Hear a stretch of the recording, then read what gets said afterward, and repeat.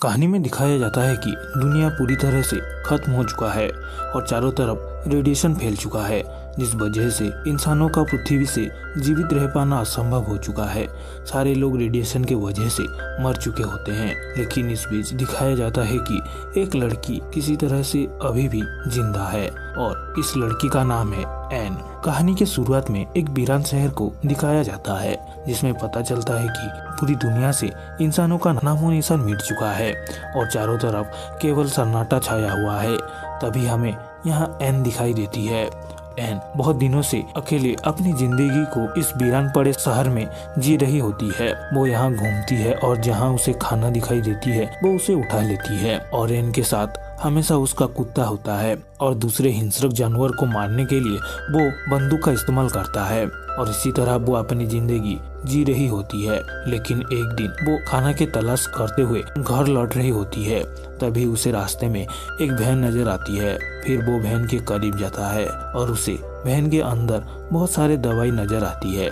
तभी अचानक उसके कुत्ता भौंकने लगता है और एन देखता है कि वहाँ किसी इंसान की पैरों की निशान होती है। इसीलिए एन डर जाती है और वो अपने कुत्ते को लेके छुप जाती है और तभी वो वहाँ एक इंसान को देखती है जो रेडिएशन सूट पहना हुआ होता है और इस आदमी का नाम लूमिस है, जो कि एक रिसर्च इंजीनियर होता है जो इस पूरे जगह की जांच कर रहा होता है। जब उसे ये जगह ठीक लगता है वो अपनी सूट को निकाल देता है और वो बहुत ज्यादा खुश होता है क्योंकि यहाँ रेडिएशन नहीं है और वो खुली हवा में सांस ले सकता है और खुशी से चिल्लाने लगता है और नहाने के लिए चली जाती है। जैसे ही वो पानी में होता है तभी एन भागते हुए वहां पहुंच जाता है और एन को पता है कि इस झरने का पानी कहां से आ रहा है और पानी में रेडिएशन भरा हुआ है। इसीलिए वो लूमिस को नहाने से रोकने आता है। लूमिस एन को देखकर चौंक जाता है, जिसके बाद लूमिस अपना गन उठाकर हवा में फायर करता है और एन पर बंदूक तान देता है और पूछता है कि बाकी के लोग कहाँ हैं। तब एन कहती है कि मैं बिल्कुल अकेली हूँ और ये पानी रेडिएशन से भरी हुई है, इसीलिए अगर तुम पानी से बाहर नहीं आते हो तो तुम्हारी जान जा सकती है। इसे सुनकर लूमिस बाहर निकल आता है और वो भागने लगता है, लेकिन धीरे धीरे रेडिएशन का असर लूमिस पर दिखाई देता है, जिस वजह से लूमिस उल्टी करने लगता है। फिर वो अपने बहन के पास जाता है और एक इंजेक्शन निकालकर एन को देता है और कहता है कि ये इंजेक्शन वो उसे लगा ले। फिर एन उसे इंजेक्शन लगाती है, लेकिन लूमिस पूरी तरह से कमजोर पड़ चुका है, इसीलिए वो चल भी नहीं सकता। तभी एन उसे अपने साथ अपनी घर ले जाती है और अपने बिस्तर पर सुला देती है और अगले दिन एन लूमिस के बहन में आती है, जहां उसे बहुत सारे दवाई मिलती है और एक तस्वीर भी मिलता है जिसमें लूमिस के साथ एक औरत को देखती है और फिर वो लूमिस के पास जाकर उसका ख्याल रखती है। तभी एक रात अचानक लूमिस चिल्लाने लगता है, जिसे देखने के बाद एन को पता चलता है कि लूमिस को डरावने सपने आ रहे हैं और समय ऐसे ही बीतने लगता है और थोड़े ही समय के बाद लूमिस ठीक होने लगता है और तब एन लूमिस को पूरा घर घुमाती है और ये लोग इस जगह के बारे में बात कर रहे होते हैं। तभी लूमिस कहता है कि ये पूरी जगह पहाड़ियों से घिरा हुआ है, इसीलिए यहाँ रेडिएशन नहीं आ पाया और हम जब तक यहाँ रहेंगे तब तक सुरक्षित हैं। और इतनी बात कहने के बाद वो एन के परिवार के बारे में पूछने लगता है। तब एन कहती है कि मेरे परिवार वाले और भी लोगों को ढूंढने के लिए बाहर गए हुए थे, लेकिन कभी भी वो वापस लौट कर नहीं आए। ये कहने के बाद वो अपनी भाई की तस्वीर लूमिस को दिखाती है और कहता है कि वो अपने भाई के बहुत ही करीब थी। इतनी कहने के बाद वो इमोशनल होके लूमिस को गले लगा लेती है। अगले दिन सुबह होती है। लूमिस देखता है कि एन बगीचे में काम कर रही होती है। फिर यहाँ एक ट्रैक्टर को दिखाया जाता है और लूमिस एन को इस ट्रैक्टर के बारे में पूछता है और कहता है कि तुम इसके इस्तेमाल क्यों नहीं करते। तभी एन कहता है कि आखिरी साल तक वो इसका इस्तेमाल किया करता था, लेकिन अब उसके पास ट्रैक्टर को चलाने के लिए फ्यूल नहीं है। तभी लूमिस कहता है कि पास ही में एक फ्यूल स्टेशन है जहां तुम्हें आराम से फ्यूल मिल सकता है। जिसके बाद एन वहां से फ्यूल लाकर ट्रैक्टर से काम करने लगती है। फिर रात में जब ये दोनों डिनर कर रहे होते हैं तभी लूमिस को पता चलता है कि एन बहुत धार्मिक है और एन पूछती है लूमिस के बारे में। लूमिस कहता है कि वो गवर्नमेंट के लिए काम करता था। पृथ्वी पर जब रेडिएशन फैला तब वो एक बंकर में था। जिस वजह से वो बच गया था। बहुत दिनों तक बंकर में रहने के बाद वो एक डिसीजन लेता है। वो अपनी जिंदगी इस बंकर में नहीं बिताना चाहता था, इसीलिए वो बंकर से बाहर निकल आता है और खुले जगह की खोज में निकल आता है। तभी एन पूछती है कि मैंने तुम्हारे बहन में एक लड़की की तस्वीर देखा था। फिर लूमिस कहता है कि वो लड़की कभी मेरी गर्लफ्रेंड हुआ करती थी। और इतना कहने के बाद ये दोनों अपने अपने रूम में चले जाते हैं। लेकिन ये दोनों एक दूसरे को पसंद करने लगे थे, लेकिन कोई भी आगे नहीं बढ़ रहा था, इसीलिए दोनों शांत रहते हैं। अगली सुबह एन लूमिस को एक नदी के किनारे ले आती है, जहाँ ये लोग फिशिंग करते हैं और मछली खाने लगते हैं। उसके बाद वो लोग घर में चले जाते हैं, जहाँ इनका जनरेटर खराब हो चुका होता है। लूमिस उसे ठीक करने की कोशिश करता है, लेकिन ये जनरेटर ठीक नहीं होती। तब वो लोग वापस झील में जाते हैं। वहीं लूमिस कहता है कि ये रेडियो एक्टिव वाटर है, इससे हम बिजली पैदा कर सकते हैं। इसके बाद वो डिवाइस बनाने में जुड़ जाते हैं, जिससे वो लोग बिजली पैदा कर सकते हैं। फिर वो लोग एक चर्च में जाते हैं। उसके बाद दोनों मिलकर खेत में काम करते हैं। धीरे धीरे इनकी दोस्ती और भी गहराई होने लगती है।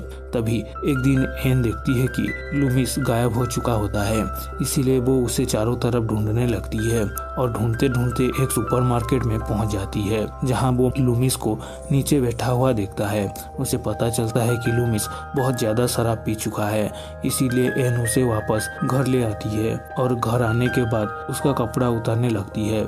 तब लूमिस नशे में एन पर चिल्लाने लगता है और कहता है कि मेरे करीब मत आना और मुझे छूना भी मत, और मुझे तुम्हारी मदद की कोई जरूरत नहीं है। ये कहने के बाद वो एन को वहाँ से भगा देता है। लेकिन जैसे ही अगले दिन सुबह होती है, लूमिस वापस एन के पास आता है और वो एन से माफी मांगता है। तब एन उसे माफ कर देता है। उसके बाद दोनों मिलकर वापस काम करने लगते हैं। उस रात एन एक बढ़िया सी डिनर बनाती है और ये दोनों कैंडल लाइट डिनर करते हैं और शराब भी पीते हैं। उसके बाद ये एक साथ डांस भी करते हैं। फिर ये एक दूसरे को रोक नहीं पाते और एक दूसरे को किस कर लेते हैं, जिसके बाद एन पूरी तरह से इंटीमेट होने के लिए तैयार हो जाता है। लेकिन लूमिस मना कर देता है और एक हक करते हुए वहाँ से चला जाता है। अगले दिन सुबह एन शिकार करने के लिए जाता है। तब वो देखता है कि उसका कुत्ता भाग जाता है और भौंकने लगता है। तभी एन अपने कुत्ते के पीछे भागती है और तभी उसको और एक इंसान दिखाई देता है, जिसे देखने के बाद एन चौंक जाती है और वो इंसान एन को कहता है कि डरो मत, मैं तुम्हें कोई नुकसान नहीं पहुंचाऊंगा, मैं यहाँ से चला जाऊंगा, लेकिन मुझे थोड़ा सा पानी चाहिए। जिसे सुनने के बाद एन उसे घर पर ले आती है। तब पता चलता है कि उस इंसान का नाम कैलेफ है। लेकिन जैसे लूमिस इस आदमी को देखती है, उस पर बंदूक तान देता है। तब एन उसे रोकता है और कहता है कि इसे बस पानी चाहिए। ये सुनने के बाद लूमिस कैलेफ से बात करने लगता है और उसका रेडिएशन भी चेक करता है। लूमिस उसे वहाँ रहने की परमिशन दे देता है, लेकिन वो आदमी को घर में रहने के लिए मना कर देता है।